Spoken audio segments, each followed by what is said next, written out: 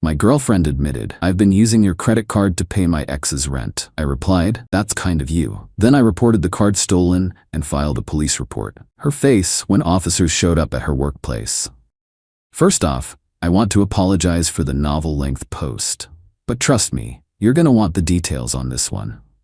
Imagine getting a notification from your bank at 3 a.m. about a $1,200 charge while you're half asleep. Now imagine discovering that same charge has happened monthly for the past 7 months, and your girlfriend of 2 years has been the one authorizing it to pay her ex-boyfriend's rent. Welcome to the absolute circus that has been my life for the past 2 weeks. I, 34M, have always been careful with money. Growing up with parents who declared bankruptcy twice will do that to you. I check my accounts regularly, keep a budget, and save aggressively. But I'm not stingy. I just like knowing where my money is going. My girlfriend Melissa, 31F, moved in with me about a year ago.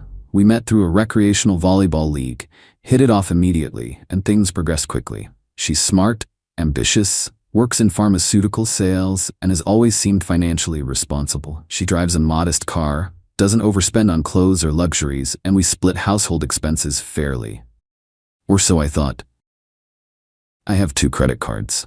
One for everyday purchases and bills that I pay off monthly, and another premium card with travel benefits that I use sparingly. I'm meticulous about checking the main card, but I'll admit I got lazy with the premium one since I rarely use it. It's mostly for emergencies and big purchases. Melissa knew about both cards. The premium one stayed in my desk drawer since I rarely needed it. Looking back, I realized she'd occasionally offer to organize my desk or look for stamps, all opportunities to access the card. About 2 weeks ago, I was having trouble sleeping, so I decided to check my accounts on my phone. The notification that popped up was for the premium card, $1,200 authorized to Property Management LLC just hours earlier. Confused, I opened the account history. Same charge, same company, same amount, every month for the past 7 months. A total of $8,400. At first, I thought it was fraud. I almost woke Melissa to tell her, but something made me pause. Instead, I did some digging. The property management company was local. Their website conveniently had a tenant portal. On a hunch, I tried logging in with Melissa's email address. After trying several variations of passwords she commonly uses, her dog's name plus birth year, her mother's maiden name, etc., I got in. It took about 5 attempts before I hit the right combination. What I found floored me. I was looking at the account for Unit 407 at Lakeside Apartments. Tenant, Jason Williams. Monthly rent, $1,200. Payment method, MasterCard ending in 4567. My card. Jason, her ex-boyfriend. The one she claimed to have broken up with over 2 years ago because he was immature and couldn't keep a job. The one she supposedly hadn't spoken to since. I sat there in the dark, phone illuminating my face, trying to process this information. Why would my girlfriend be secretly paying her ex-boyfriend's rent with my money? I didn't confront her immediately. Instead, I spent the next 2 days gathering evidence, taking screenshots, and documenting everything. I also contacted my bank to flag the charges as unauthorized, but asked them not to cancel the card just yet. I wanted to hear Melissa's explanation first. On Friday evening, I took Melissa to dinner at our favorite restaurant. After our meals arrived, I casually asked, "So how's Jason doing these days?" The color drained from her face. "What? Why would you ask about him?" "Just curious how his living situation is. Lakeside Apartments is nice. Unit 407, right? Has a pool view?" She stared at me, fork frozen halfway to her mouth. "How do you know that you've been paying his rent with my credit card for the past 7 months? About that." I slid my phone across the table showing the payment history. What followed was a masterclass in excuse-making. It's not what you think. He was going through a really hard time. He lost his job because of me, so I felt responsible. It was only supposed to be for a month or 2. I was going to tell you. I was going to pay you back. And my personal favorite, he's been blackmailing me with photos. That last one made me pause. Blackmailing you with what photos? She squirmed. From when we were together. He threatened to send them to my work if I didn't help him. That might have been believable if I hadn't already seen the messages in the tenant portal. The property management system had a communication section where tenants and landlords exchanged information. Since Melissa was handling all communications for Jason's apartment, I could see notes she'd attached to payments and responses from the management. Comments like, "Thanks babe, you're the best," and "Can't wait to see you Friday," and "Miss your cooking" didn't exactly scream blackmail victim. "So he blackmails you, but also sends heart emojis and you're visiting him to cook dinner?" I asked, more stammering, more excuses. Finally, the truth trickled out. She'd never actually broken up with Jason. He'd been her side piece for our entire relationship. She paid his rent because he was between jobs, for 2 years apparently. But she was with me because I was stable and had good prospects. Lucky me, right? I took a slow sip of water and said, "That's kind of you, supporting your ex like that." She looked relieved at my calm reaction. "I'm so glad you understand. I promise I'll break it off with him and pay you back every cent." I nodded thoughtfully. Sure. Actually, would you excuse me for a minute? Need to use the restroom." In the restroom, I called my bank and reported unauthorized transactions on my credit card. Then I called the non-emergency police line and filed a report for credit card fraud. The officer I spoke with said they'd follow up quickly given the significant amount involved and the recurring nature of the fraud. When I returned to the table, Melissa was texting frantically, probably warning Jason. "Everything okay?" I asked. "Yeah, just work stuff." She smiled too brightly. "So, are we good?" "I promise this will never happen again." "Oh, I know it won't," I replied, signaling for the check. I paid with my other card, left a generous tip, and we headed home in uncomfortable silence. Once home, Melissa launched into damage control mode, crying, promising to make things right, saying she'd always loved me more. I let her talk herself out while I packed a small overnight bag. "Where are you going?" she finally noticed. "I think it's best if I stay at my brother's tonight. Give us both some space." "But we need to talk about this." "We already did. You've been stealing from me and cheating on me.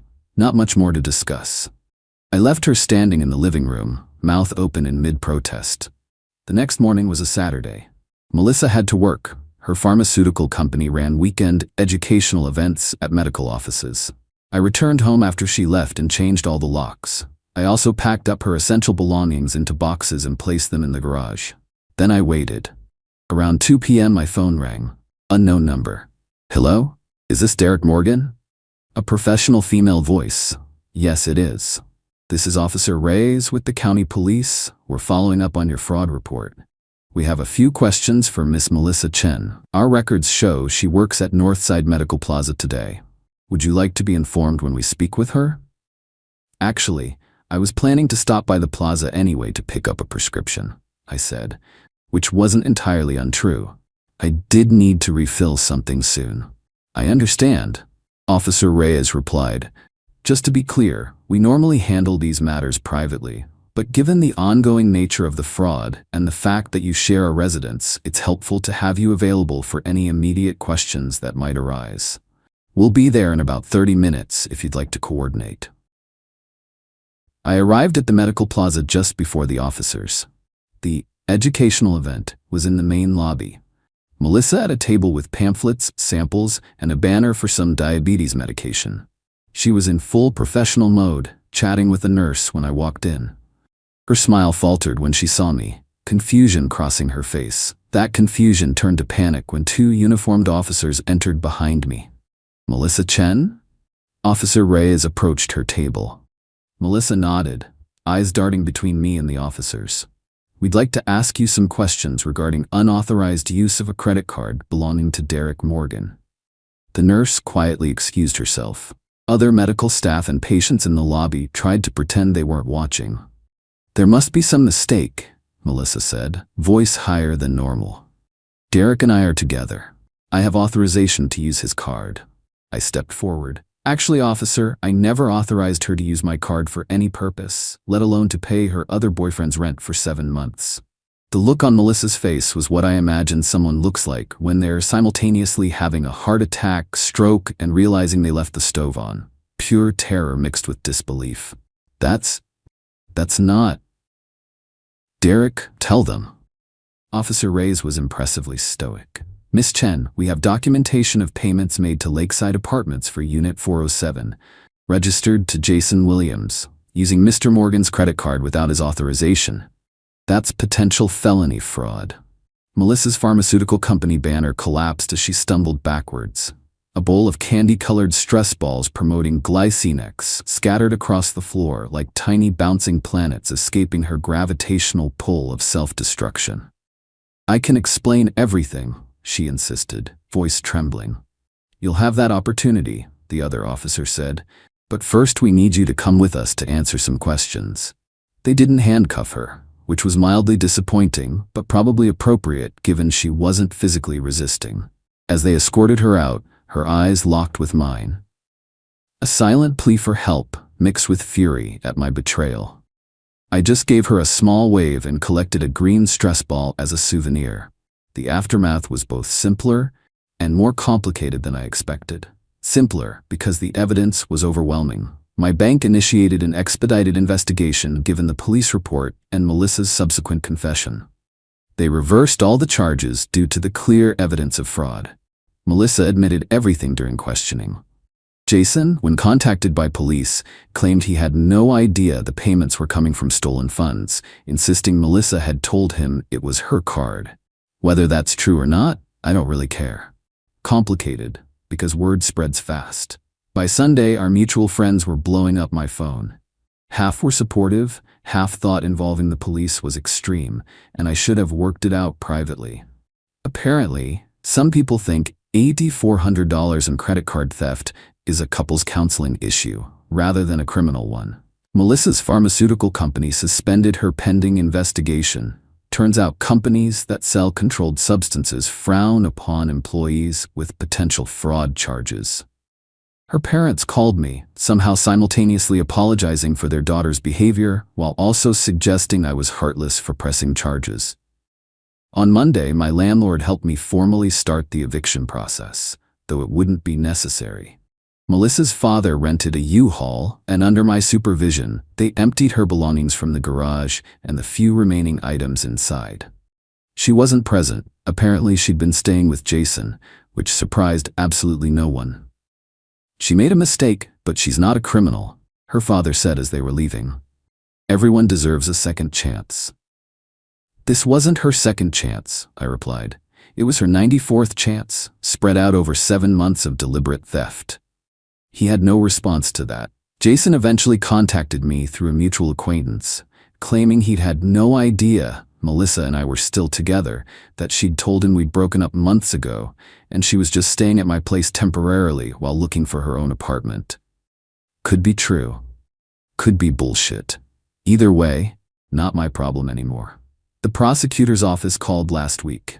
Given the amount stolen and the clear intent, they're pursuing felony fraud charges. Melissa has apparently hired a lawyer and is trying to negotiate a plea deal. The detective mentioned she's offering to pay full restitution in exchange for reduced charges. My take on that? Great. Take the money. Also take the consequences. Some people have suggested I'm being vindictive, that if she pays me back, I should drop the charges. But this isn't about the money. It never was. It's about someone I trusted completely betraying that trust repeatedly, methodically, over months. It's about her making a conscious decision, 212 days in a row, not to come clean. If someone steals your wallet, they're a thief. If someone steals your wallet every day for 7 months while sleeping in your bed, there's something else entirely. Last night, I received a handwritten letter from Melissa, delivered by her sister. 8 pages of tear-stained apologies, explanations, and pleas for forgiveness. She claims she's broken things off with Jason for real this time, that she started therapy, that she realizes now how much she truly loves me. I read it once, then filed it with all the other documentation. The strangest part of all this? I don't feel angry anymore. I'm not sad or heartbroken either. Mostly, I feel relieved, like I've put down a heavy backpack I didn't realize I'd been carrying. There's something clarifying about betrayal this complete. It leaves no room for what-ifs or second-guessing. My brother says I've handled it well, but I don't think that's true. A well-adjusted person probably wouldn't have shown up at the medical plaza to watch the confrontation. A mature individual might not have taken that green stress ball as a trophy. It sits on my desk now, a reminder that stress can be contained and managed, even when it explodes in a shower of pharmaceutical marketing materials across a medical lobby floor. But I am sleeping better. I've returned to the volleyball league where we met. I'm going to therapy myself, trying to understand why I missed or ignored the signs. And I check all my credit card statements weekly now, line by line, with the vigilance of someone who's learned an $8,400 lesson. If there's a moral to this story, I suppose it's this. Trust should be given freely, but verified regularly. And if you're going to commit credit card fraud, maybe don't pay for a recurring monthly expense that creates a perfect paper trail directly back to your paramour's love nest. Or maybe the moral is simpler. Don't be an idiot like Melissa. Update 3 months later. Many of you asked for an update, so here's where things stand 3 months after the pharma rep fraud fiasco, as my friends have taken to calling it. Legally, things resolved faster than expected. Melissa took a plea deal. Felony fraud reduced to misdemeanor theft, 2 years probation, full restitution, and 200 hours of community service. No jail time, which is fine by me. I just wanted accountability, not vengeance. She paid back the full $8,400 plus interest within weeks. Her parents helped, I'm told. The money went straight to my travel fund. I'm thinking Japan next spring. Cherry blossoms seem like a nice, symbolic fresh start. As for Melissa's career, the pharmaceutical company terminated her, but she's already found a new sales position with a medical device company. Apparently, her lawyer successfully argued that since the fraud wasn't related to her work responsibilities with controlled substances, it shouldn't permanently impact her career. Fair enough. Jason, the freeloading ex, got evicted from his apartment within a month after my card stopped paying his rent. According to mutual connections, he tried to move in with Melissa at her parents' house, where she was staying, but her father shut that down immediately. Last I heard, he's couch surfing and between opportunities again. The mutual friends who thought I overreacted have mostly come around, especially after learning the full extent of the deception. A few remain firmly in Melissa's corner, insisting she made one mistake. These people have been quietly relocated to acquaintance status in my life. My apartment feels different now, lighter somehow. I rearranged the furniture, replaced the bedding, and painted the living room a color the paint store calls new slate. The irony wasn't lost on me. Physical spaces hold emotional memories, but sometimes a few cans of paint can help reset things. The green stress ball still sits on my desk, though it's faded from handling. My therapist says keeping trophies from painful experiences can be either healthy or unhealthy depending on the meaning we assign them. For me, it's a reminder of resilience rather than revenge. Though I'll admit the memory of those bouncing across the medical lobby floor still makes me smile. Melissa has respected the no-contact order. Her sister reached out once to tell me Melissa is in therapy and working on herself. I wished her well and meant it. Whatever demons drove her to maintain a double life while systematically stealing from me are hers to exercise now. Dating again feels like a distant concept, but not an impossible one. Trust will come harder next time, but maybe that's not entirely bad. A healthy dose of verification alongside trust isn't cynicism. It's wisdom dearly purchased. If you're reading this and recognizing signs of financial infidelity in your own relationship, please know that confronting it sooner rather than later is always better. 7 individual months of $1,200 somehow felt less devastating than the cumulative $8,400 realization. And if you're the person thinking about using someone else's credit card to fund your secret life, remember that digital paper trails are forever. Stress balls bounce unpredictably, and pharmaceutical sales reps are not authorized to dispense justice, but sometimes they're present when it's served.